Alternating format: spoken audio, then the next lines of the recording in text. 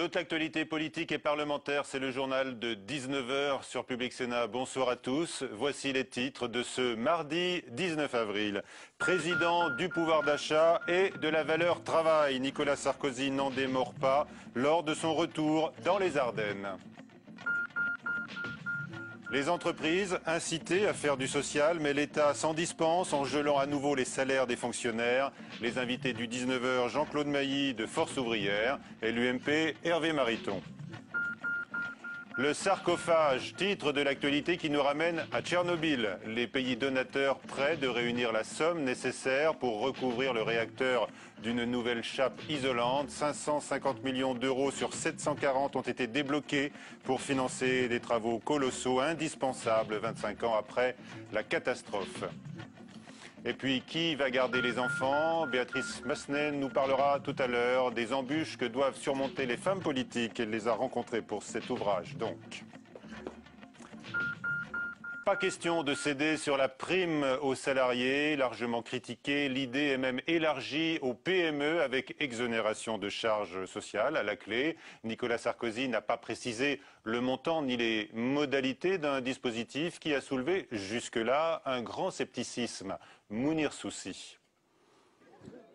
Les Ardennes, une zone sinistrée par l'effondrement de l'industrie avec un taux de chômage supérieur de 3 points à la moyenne nationale.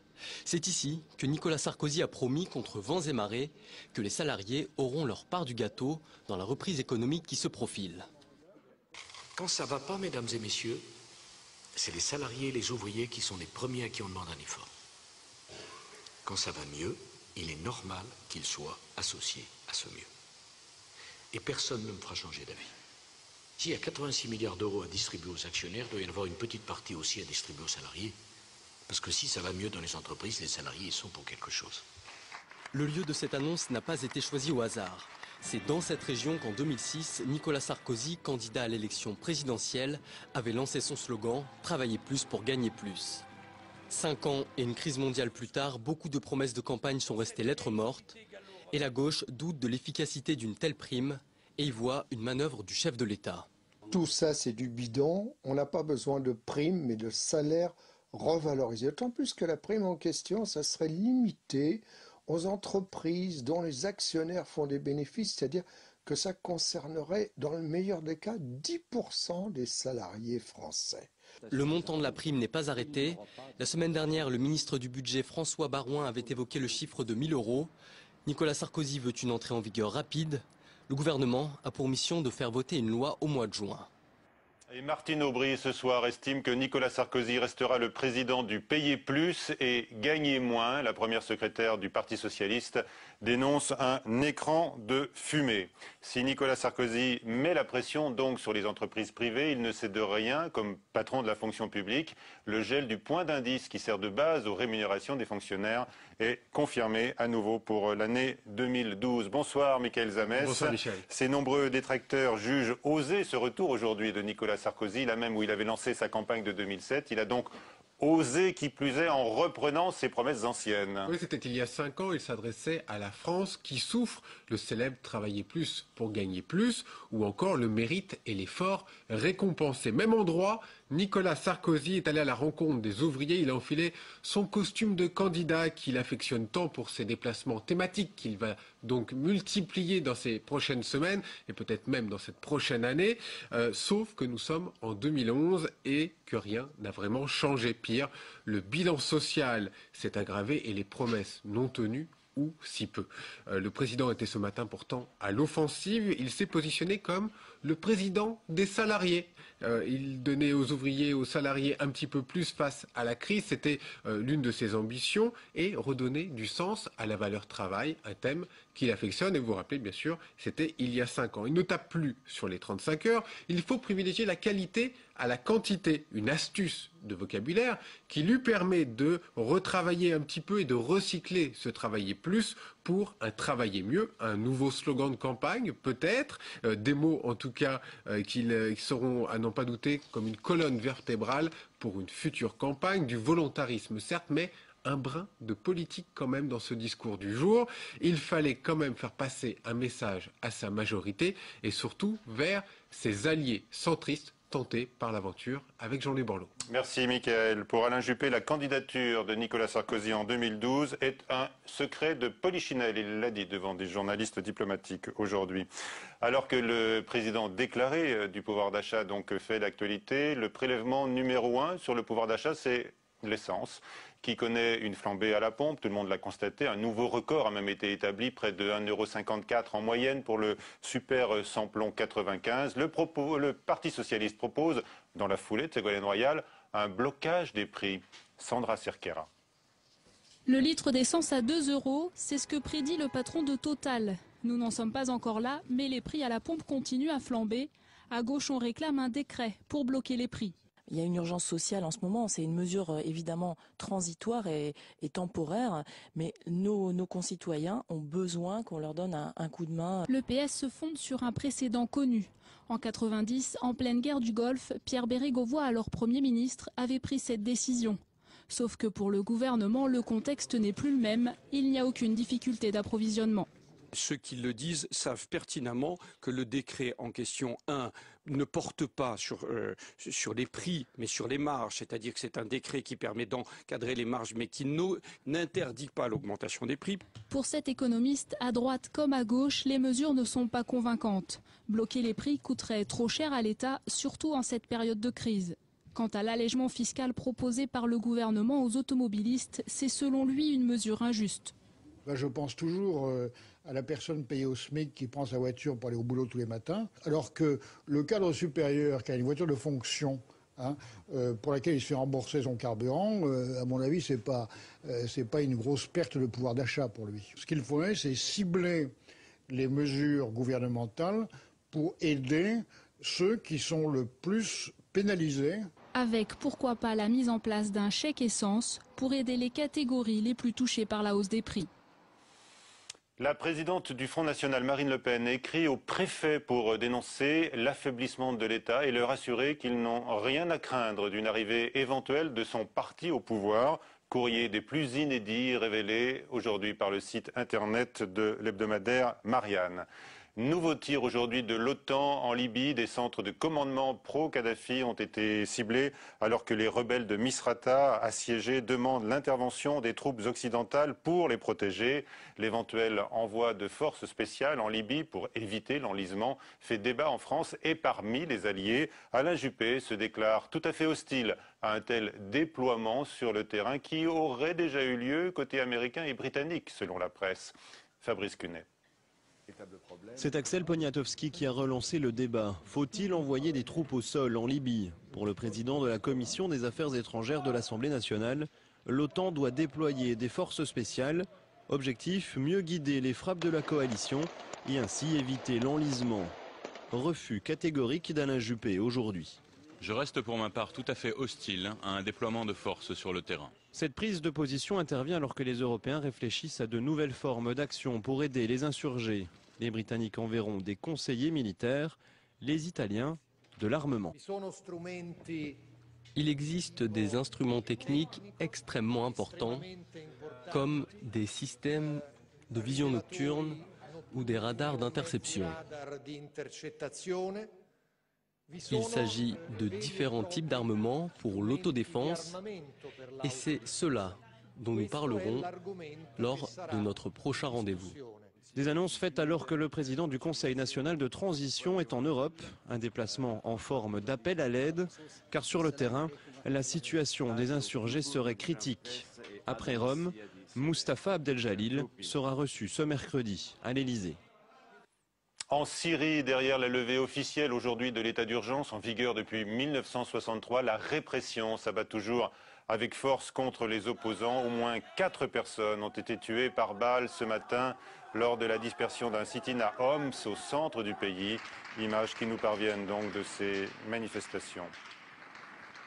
Fidel Castro, officiellement remplacé par son frère Raúl à la tête du parti unique à Cuba, l'ex-président, 84 ans, a donc fait une apparition, on le voit sur ces images, à l'occasion de la cérémonie de clôture du Parti communiste cubain. Il était vêtu de sa veste de survêtement traditionnelle maintenant sur lui.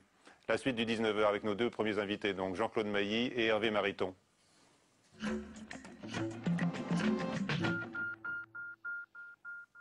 Jean-Claude Mailly, donc secrétaire général de Force ouvrière, merci d'être avec nous. On a envie de connaître bien sûr votre réaction à ce nouveau discours du chef de l'État aujourd'hui sur le pouvoir d'achat, sur cette fameuse prime réservée aux salariés du secteur privé. Avec nous également Hervé Mariton, député UMP de la Drôme. Nicolas Sarkozy donc martèle l'idée de sa prime, il l'étend même aux petites entreprises.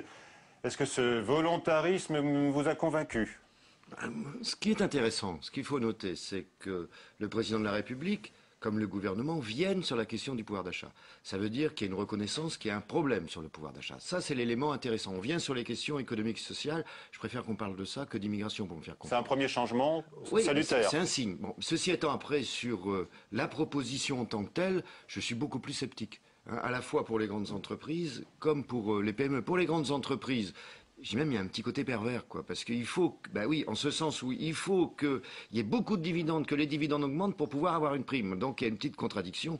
Et pour les PME, enfin ceux qui n'ont pas d'actionnaires, c'est facultatif, c'est exonéré de cotisations sociales, donc c'est encore un manque à gagner pour la Sécu ou une charge supplémentaire pour le budget de l'État. Et il y a fort à parier que ceux qui l'utiliseront, c'est pas tout le monde ne l'utilisera pas. Ceux qui l'utiliseront, ils en tiendront compte dans les négociations salariales. Voilà. Vous avez entendu le chef de l'État, il a dit que son rôle était de taper du poing sur la table. Il l'a dit à destination des chefs d'entreprise, mais aussi des syndicats. Vous ne feriez pas bien votre boulot puisqu'il n'y a pas eu d'accord depuis 2 ans entre partenaires sociaux. Qu'est-ce que vous répondez là-dessus au chef de l'État ? Entre partenaires sociaux, on vient de signer 3 accords au niveau interprofessionnel et des accords sur les questions salariales.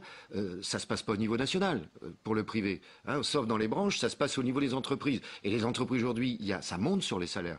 Quand ça passe par la négociation, très bien. Quand ça passe pas par la négociation, les salariés n'hésitent pas à faire grève. 2 grèves récentes, Carrefour et Ferrero, par exemple. Et sur Nicolas Sarkozy qui dit mon rôle est de taper du poing sur la table. Bon, ça suffit pas.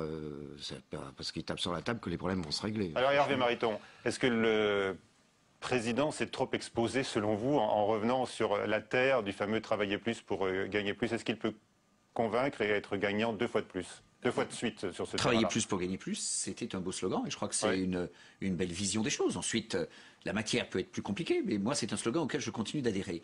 Que le gouvernement, que la majorité prennent à bras-le-corps les problèmes de pouvoir d'achat que vivent nos concitoyens, ça me paraît une très bonne chose. La proposition qui est faite de prime lorsque les dividendes d'une entreprise augmente dans le temps. J'entends un certain nombre de difficultés techniques qui peuvent exister, mais je trouve aussi qu'il y a là une idée qui est heureuse. Rien de pervers pour vous? Ça n'est pas pervers pour plusieurs raisons. Un, on avait, et on a toujours en stock en France, un vieux concept qui est celui de la participation.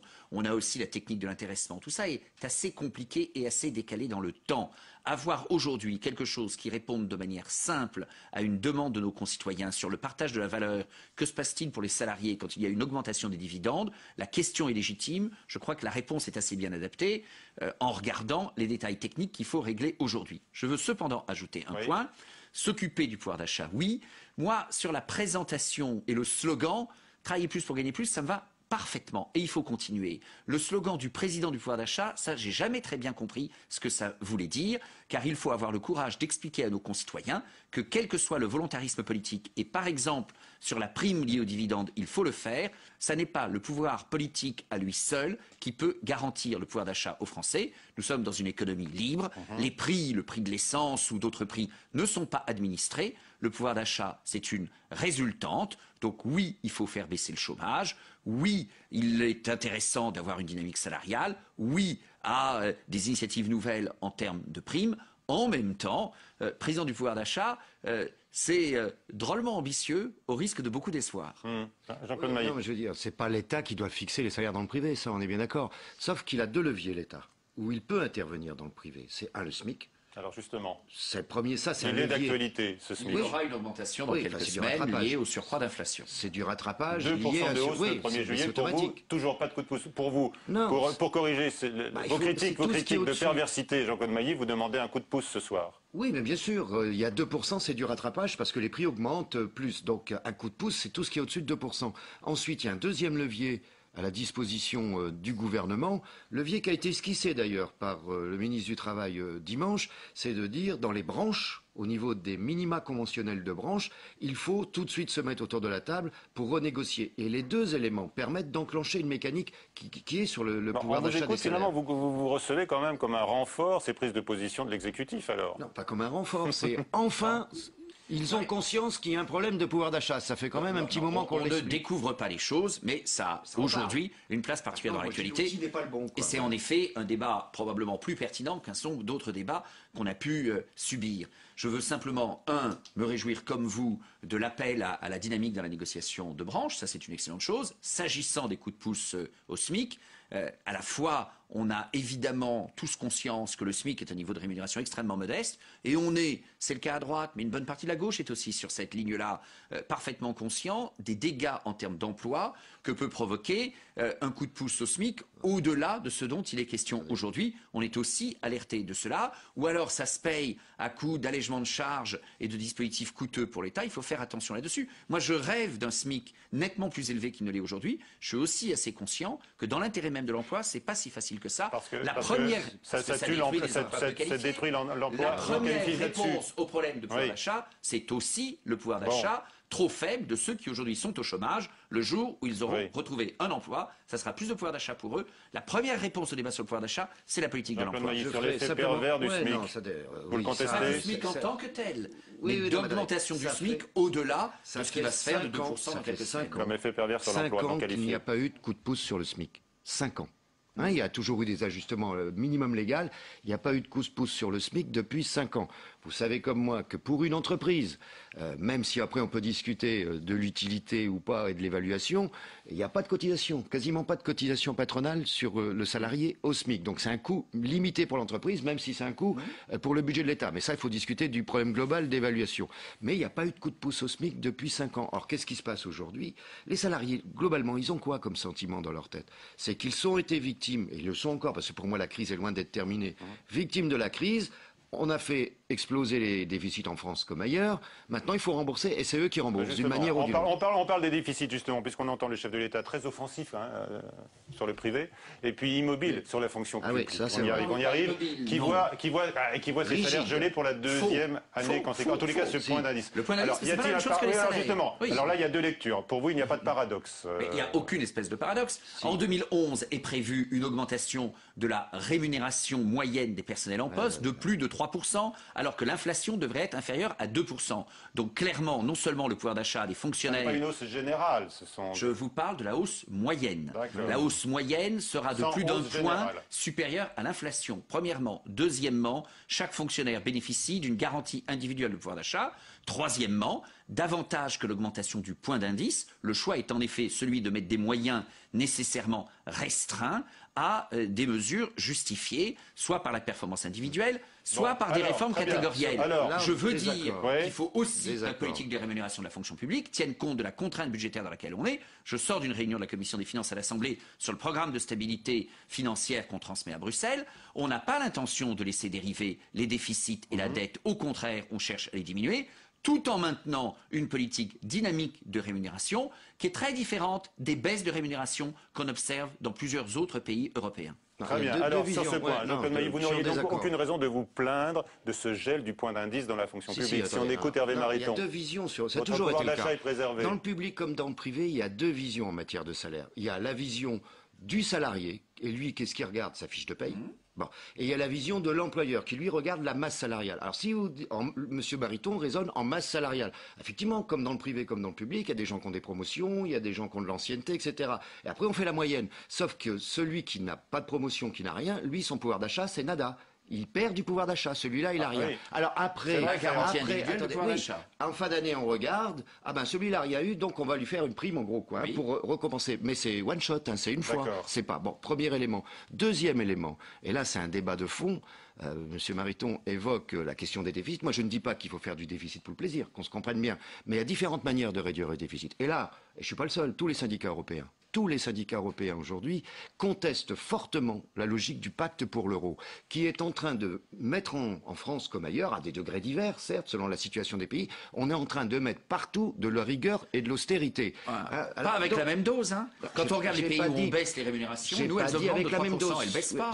Non, 3% en moyenne, oui, monsieur Mariton. Mais ça ne baisse pas en France, il y a des pays où ça baisse nettement. Oui, mais attendez, je ne le souhaite pas, nous ne le souhaitons pas. Entre les pressions contenues dans le pacte l'euro, le pacte pour l'euro, entre les pressions qui sont inscrites dans le pacte pour tous les pays sur la question salariale, les pressions qui sont inscrites dans le pacte également sur les régimes de protection sociale, voyez ce qui se passe dans d'autres pays que nous, comme le Portugal ou autres, on est dans une logique européenne qui est une logique régressive. Ça veut dire que pour moi, on n'a pas tenu compte pourquoi il y a eu cette crise, et on prend les mêmes méthodes renforcées pour essayer de sortir de la crise. Et ça, c'est une erreur fondamentale. La sortie de crise justifie une sacrée réflexion sur le fond, vous avez raison. Oui, non, mais justement, on est en train de faire tout le contraire. Elle ne nous dispense pas d'un plus grand sérieux dans la gestion des finances publiques. Oui, mais on est dans le sujet. Ça ne veut pas dire de serrer les boulons partout et de faire de l'austérité. Sérieux, je peux oser le mot rigueur. Mais bon, allez, c'était la question là, on a un désaccord. De notre partenaire, le nouvelops.com. Croyez-vous au virage social de Nicolas Sarkozy ? Oui, non, et vous avez répondu très massivement non à cette question. Et Hervé Mariton n'est pas surpris. Une question, Hervé Mariton. Tiens, on a appris aujourd'hui que Marine Le Pen avait écrit au préfet de France pour leur dire ne craignez pas le Front National. Et puis, elle a dénoncé notamment la politique mise en œuvre par le gouvernement en matière d'économie budgétaire, puisqu'elle combat la fameuse révision générale des politiques publiques. Non, mais j'ai bien compris que vous trouvez que ce courrier est légitime de la part d'une chef de parti ? Elle a le droit de faire ce courrier. Simplement, je ne suis absolument pas d'accord sur le fond, parce que je pense que la réforme de l'administration, la réforme de l'action de l'État est indispensable, à la fois sur les directions qui ont été prises depuis 4 ans.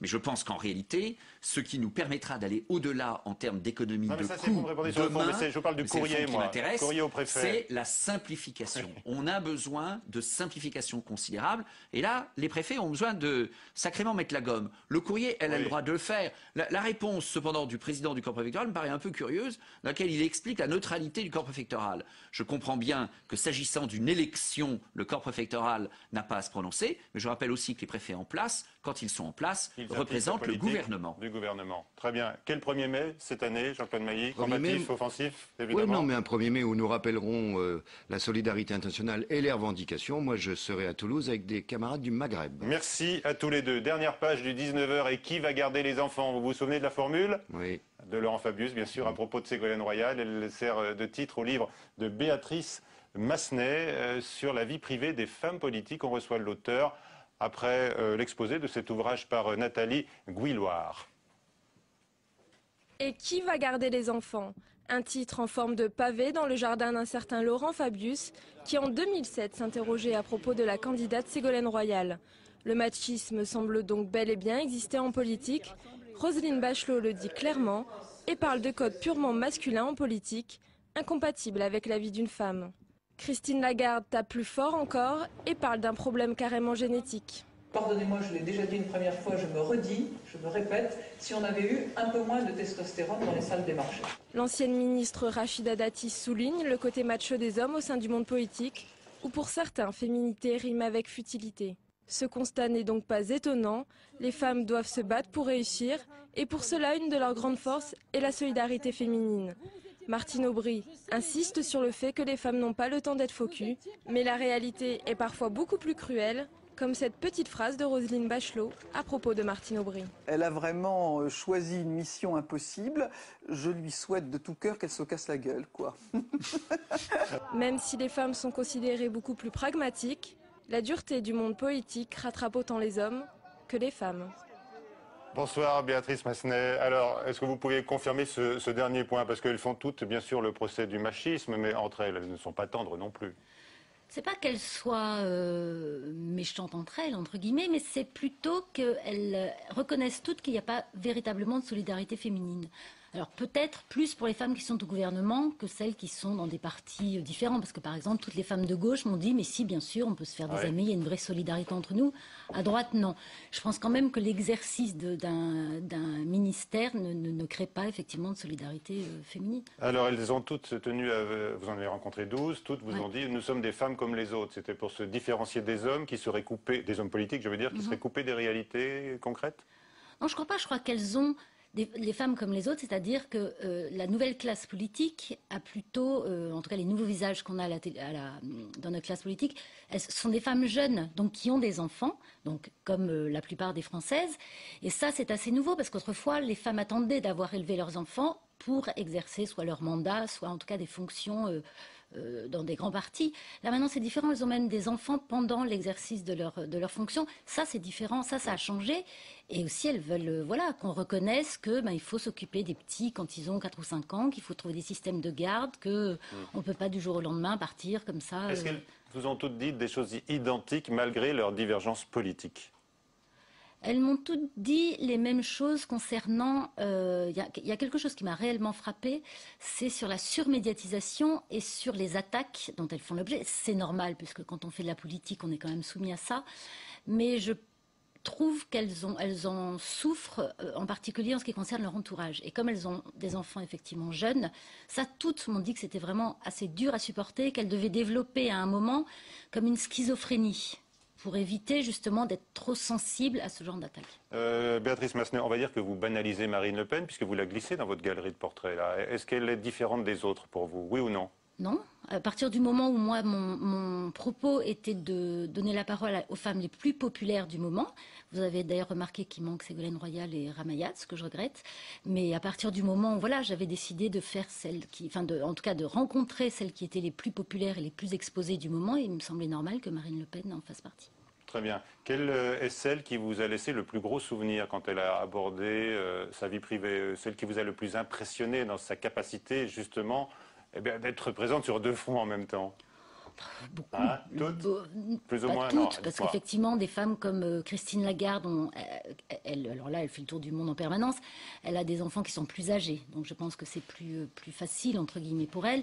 Mais Cécile Duflot, qui a quand même 3 enfants d'un premier mariage, 3 beaux enfants et une toute petite qui a 2 ans, donc 7 enfants à 35 ans, et qui réussit quand même un beau parcours, ça, je ne sais pas comment elle fait. Elle vous raconte que c'est son mari qui choisit ses vêtements, c'est bien voilà. ça. Mais ça, c'est pas par manque de temps, c'est parce que ça l'ennuie terriblement.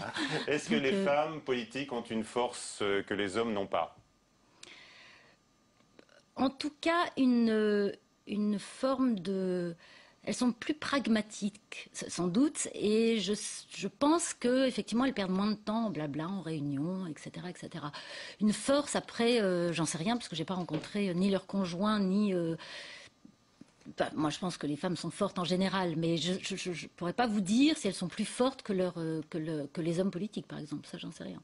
En tout cas, elles ont plus de boulot, à mon sens. Pourquoi Ségolène Royal, par exemple, a refusé de parler devant vous? Elle vous a donné une raison? Absolument pas. C'est-à-dire que je n'ai jamais eu de réponse après avoir tenté de la joindre par plein de biais différents. Voilà, non.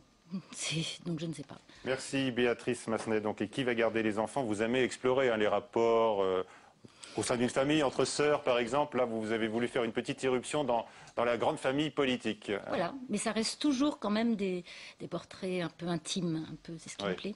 Très bien, merci. Donc aux éditions Robert Laffont. Sonia Mabrouk à 22h pour le prochain journal de Public Sénat, tout de suite sur la chaîne parlementaire Assemblée nationale. Tout dépend d'eux. Bonsoir à tous.